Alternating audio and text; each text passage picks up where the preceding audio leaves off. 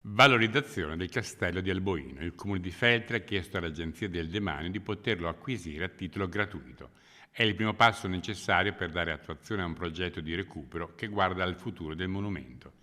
Il castello non è soltanto un edificio storico, è parte della memoria collettiva dei feltrini e uno dei simboli che ne raccontano l'identità, come ha dimostrato la mobilitazione nata attorno ai luoghi del cuore del FAI, dove il castello ha raccolto 22.316 voti, arrivando al 13° posto nella classifica nazionale e al secondo in Veneto.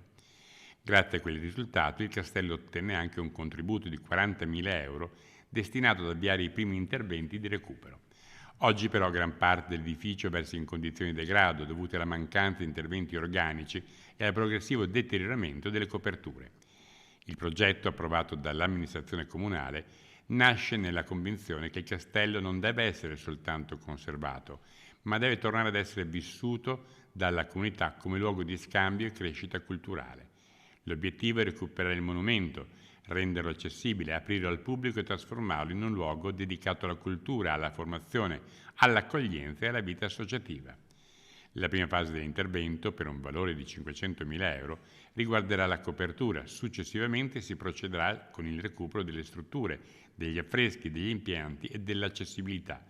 L'approvazione del programma di valorizzazione segna quindi l'inizio di un percorso complesso e sicuramente lungo, destinato a svilupparsi per tutto il prossimo decennio.